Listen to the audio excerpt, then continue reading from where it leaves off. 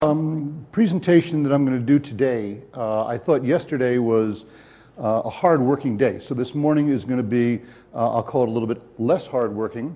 And it's going to dovetail, Jane, exactly off what you were just talking about. What you're talking about of the intergenerational aspect of this demographic. The presentation that I'm going to do, I actually haven't done in a number of years. And if we can put the first slide up. There we go.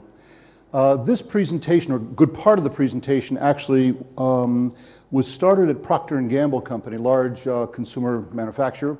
And Procter & Gamble had hired our company to create some new products for them.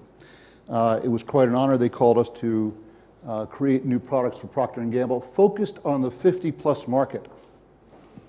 But in typical Procter & Gamble format, they said, we don't care about any trends that you presently have. We don't care about any data points that exist. We want you to spend the next year with a team of folks at Procter & Gamble and a team of folks at your shop, creating an image of who this consumer is. So after a full year's period of time of quantitative and qualitative research, we created an image of who this mature consumer is. The next year was spent in developing new products for the mature consumer that we had just defined. More importantly, each one of the products that we designed had to be $100 million in year one volume or more. So significant market products and trends. I haven't given this presentation in a while, and we've changed some of it. So first, we're going to start just talking about the opportunity. I started to talk a little bit yesterday about what the opportunity is. Interesting to note here, this is again that chart that I showed yesterday, and it's basically looking at what the 50-plus audience is, going from 85 million up to 1,022,000. If you'll notice the 25 to 49 being absolutely flat.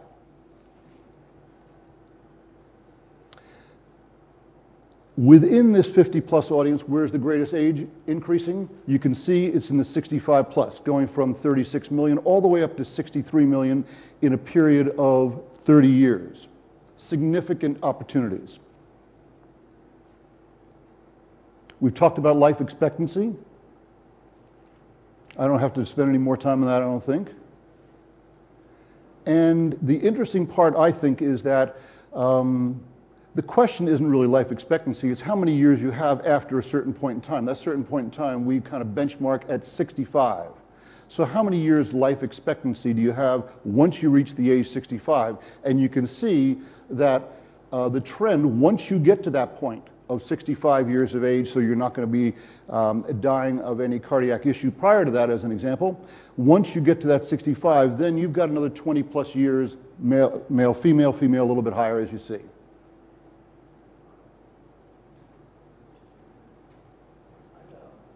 Did you get all that? Everybody follow that? Okay, while we're going back to the third or fourth slide, Jane, I saw you opening the bottle of water earlier. Is this a good bottle of water or a good product for the mature consumer, or is this one? Anybody want to make any suggestions? We're going to talk about this kind of thing coming up shortly. Anybody want to? Okay. Another good one. This one's better, right? Voting for this one. I can get that lid off, but okay. We're going to talk about some physiological issues coming up, but imagine, if you will, your eyesight isn't particularly great. Most people 65 plus, their eyesight's not good. And by the way, they've got arthritis in their hands. We're going to talk about the fact that 50% of all people 50 plus have some form of arthritis. Now you're going to try and find out where the opening is here, and now you're going to try and open it up. Right? The fact that it's square, that works because you can hold it as opposed to being round. Right? So for somebody 55 or 65 plus, this is a terrible package. And yesterday when I was trying to open it up, I couldn't get it. Somebody had to come and help me. Why is this package not particularly great? It's made of glass, number one, so when I drop it, because it's heavy and I can't carry it home from the store. Interesting cues on product development. Oh, and by the way, one more product development element. We talked yesterday about Japan and whether investing in a nursing home in Japan is a good idea. I would not invest in a nursing home in Japan. We'll come to why.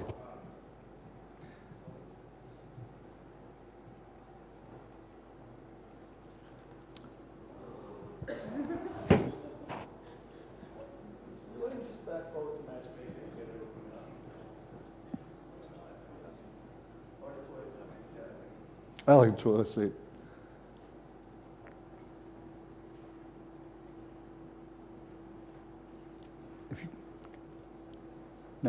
Next one. Okay. Family incomes. We talk about family income. In fact, if you look at this 55 to 60 year age cohort, highest age family income, and then we talk about what these folks represent as far as spending and in different categories. So if we look at luxury travel, 80% of all luxury travel. I love this one, toys.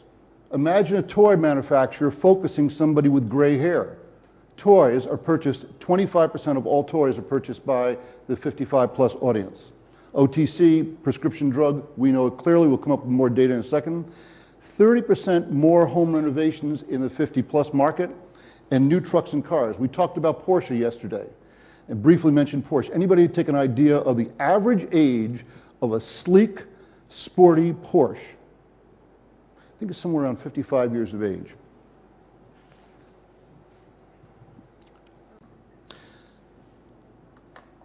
As far as leaders and influencers, we talked again yesterday about who these individuals are. If you look at the different categories in public service, in news, in business, in leadership, sports, etc., this is an audience that we no longer think of a person 65 as somebody so frail and elderly. These are our role models, if you will. Tony Bennett today is an idol among a much younger audience.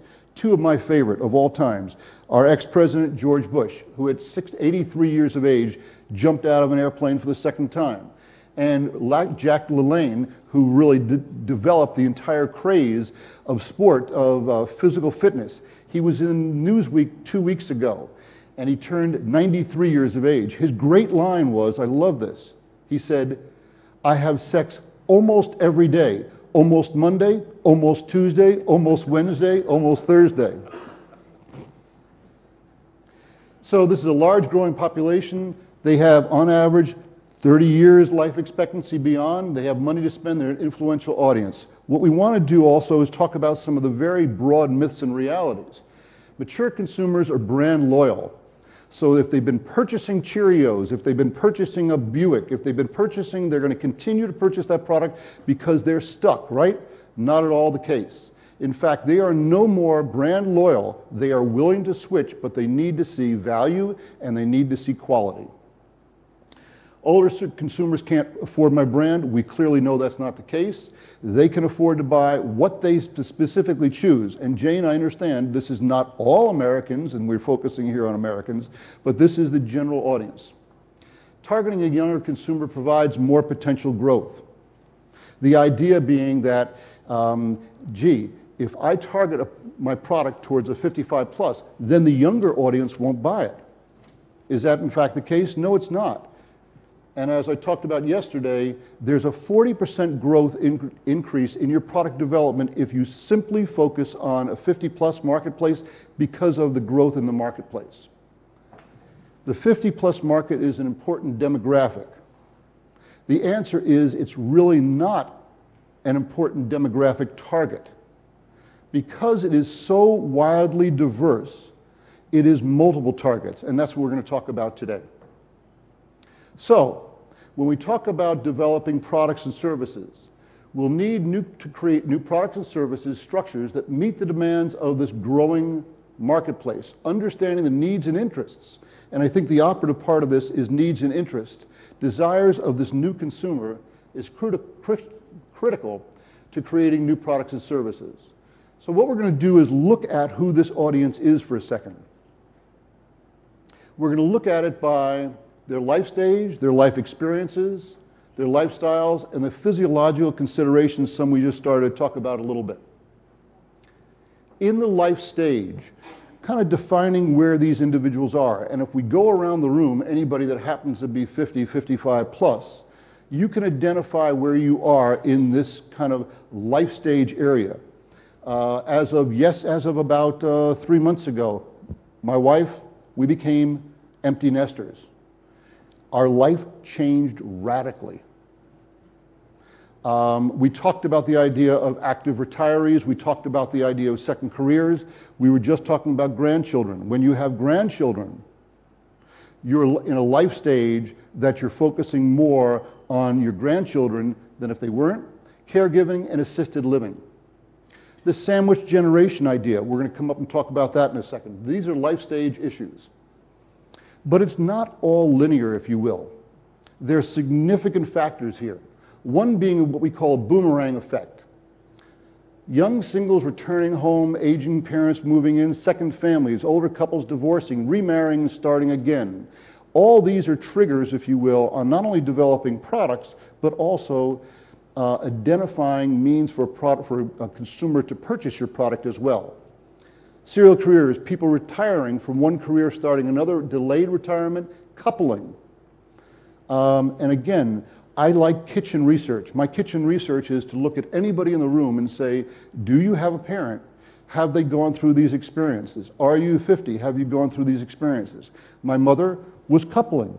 After my father passed away, she moved in, or somebody moved in with her, and again, that was the same kind of situation. We also talk about this boomer divide, and the boomer divide is kind of interesting. We have a sandwich generation. Sandwich generation. We're sandwiched between our parents and our children.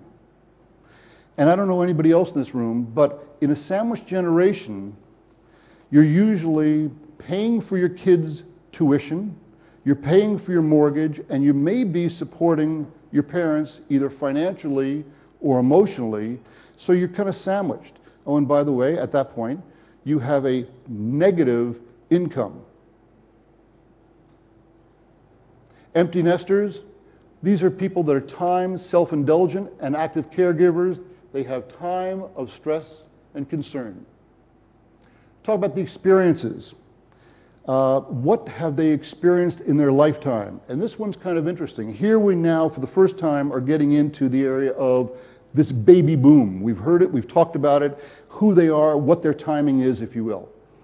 So there are three critical areas in looking at life experiences of attitudes, values, music, memories, baby boom generation, swing generation, World War II generation. Over on the right-hand side, you'll see the age they are today. Yes, you know, baby boomers have just come on board. They've got it. It's an 18-year period there. If you look at the next two cohorts, the swing generation and the World War II generation, that's a 36-year period. So 36 years in those two cohorts or more.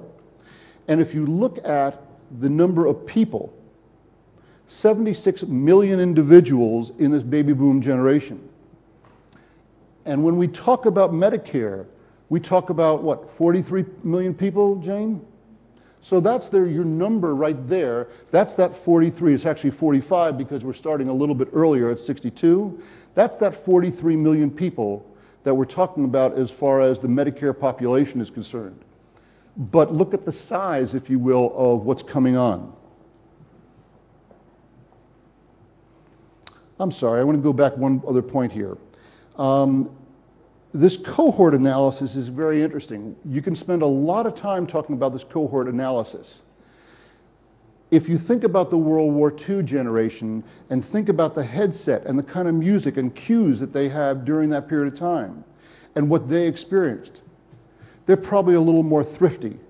If you think about the baby boom generation and the kind of music and the kind of life they experienced, it's more of the Rolling Stones and things like that as cues.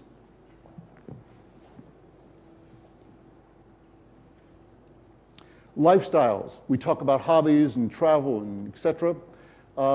We have practical considerations in lifestyles. One is time. Believe it or not, boomers are more time constrained. It's a cue. Money, The swing generation are more frugal. The aging boomers are more age-defying, pursuit of personal growth. Classic case here in developing product. As we were developing products yesterday, here's a classic case. Time pressures also drive the boomers' motivation to seek release. Adventure travel. So here we have a product, and you can't see it from where you are in the back of the room, but in this case, the product is for taster's choice. And the title is One Cup for Wherever the Road Takes You, showing an older couple, probably about my age, very old, with a motorcycle in the background, by the way. I can't wait to get a motorcycle. And the product is not a taster's choice jar, but it is a single serving for a single serving cup of coffee. Beautifully targeted for exactly what they're talking about. By contrast, the 65 cohort enjoys more low-key events. Reading, we talked yesterday about hobbies and things like that. Here's a quick one. I won't take a lot of time on it and ask you questions. I'll give you the answer right away. Number one hobby or pastime on 65 plus is, you're right, crossword puzzle. Number one sport among the 55 plus, active sport. You're right, bowling. Number one pastime in the retirement area, gardening.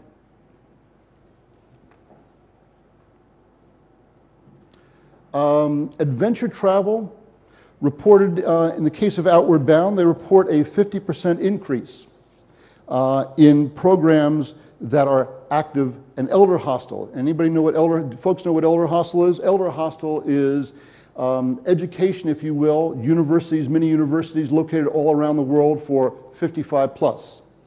The trends at universities on people 50 plus is enormous today, returning back to school for more education. Physiological, some of the most critical elements.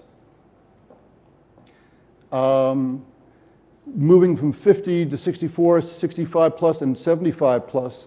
Notice, if you will, that arthritis, we talked about 50%, hypertension, diabetes. Diabetes here, we're actually probably, that number is probably more looking at type 1 diabetes, not all diabetes, pre-diabetic as well. As you're focusing on developing products, think about that 50% of this audience, by the way, wear dentures. Classic example of a COPD ad, and breathing better leads to the second dance. Again, the generation of the swing generation is who they're focused at. The same thing with a product that's for stomach upset, if you will, Prilosec.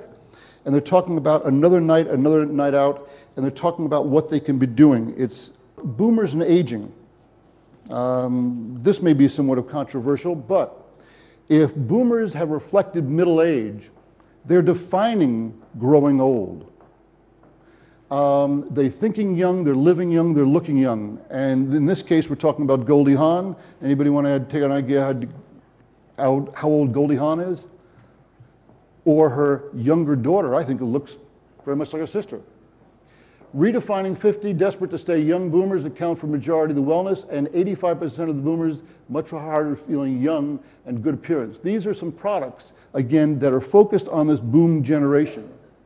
Here's a classic new campaign, and while it's very difficult to read, it's for a product called Pro-Age, and it's a Unilever product, and it's really glorifying the whole idea of aging.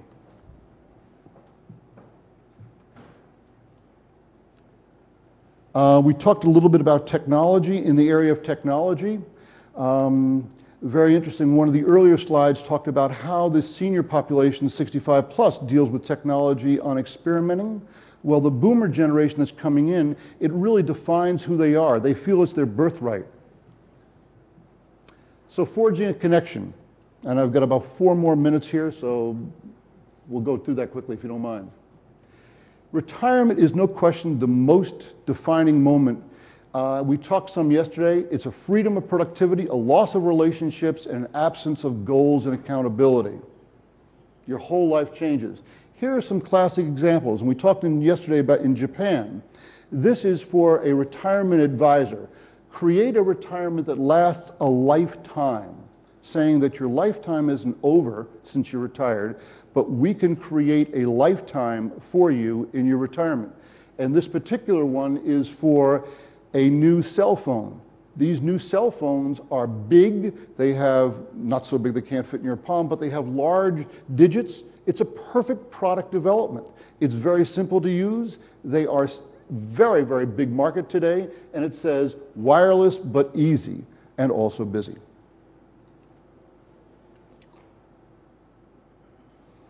Volunteering among this audience becomes a very significant factor. Today's retirees want an intergenerational communities. They don't just want to retire to an environment where they are all 65 plus, 75 plus. They want still to have an ability to communicate to an intergenerational cohort. Second, careers.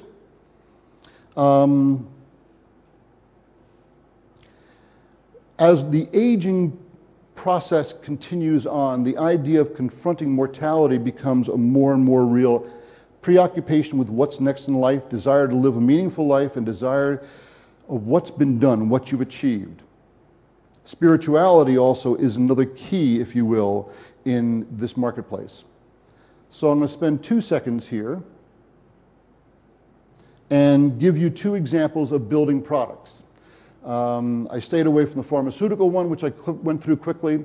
Talking about, in this case, we're talking about business building. Yesterday, hospitals had a ward mentality serving the sick. Today, hospitals are involved in the community health care.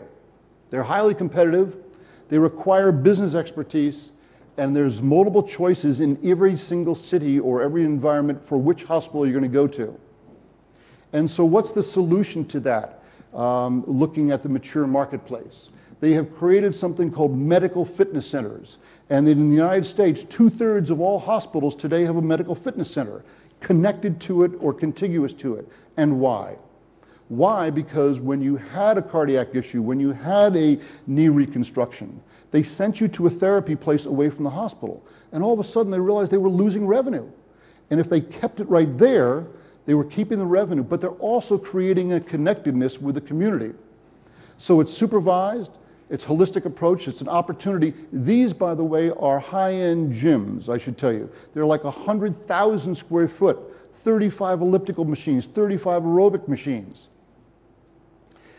The emotional benefit here is keeping patients connected to the hospital.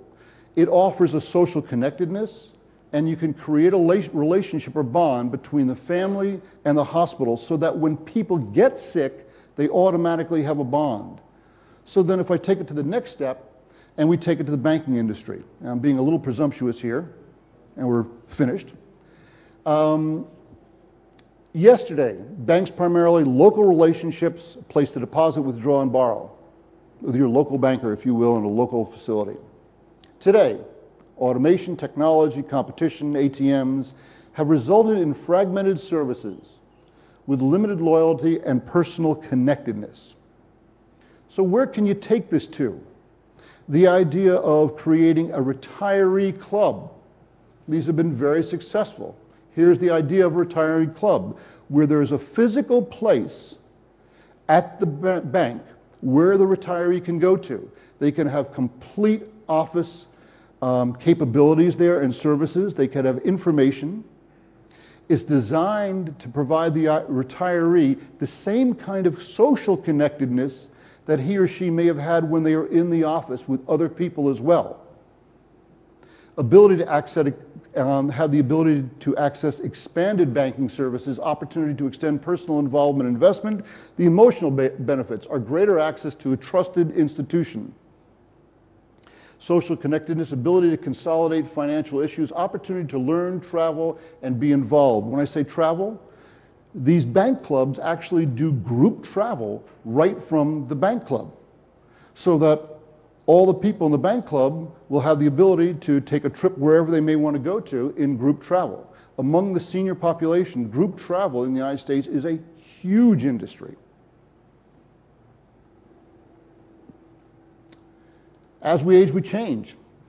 It's inevitable. I think it's good. And as we change, our needs and desires change. My hair requires something different than it did when I was younger. My teeth require something different than it does when I was younger. One of the slides there, which I skipped over, indicated that pharmaceuticals, the 60-plus audience, they take, on average, 5 medications a day. Okay, so if somebody's taking 5 medications a day, what are the outcomes of taking 5 medications? Alf, tell me what happens if somebody takes 5 medications a day. There's a quip, show me a drug without side effects and I'll show you a drug without effects. And what are the side effects? We try very hard to manage those side effects by dosing and regimen.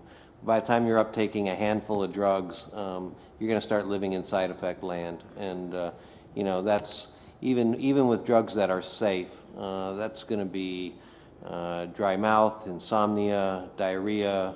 You know, those are the things that you'll read on, I'd say, 70% of the drug side effect labels. So if I'm a consumer product manufacturer and I want to target this audience, I may create a product that deals with dry mouth. It's a mouthwash. Absolutely, but it's product development.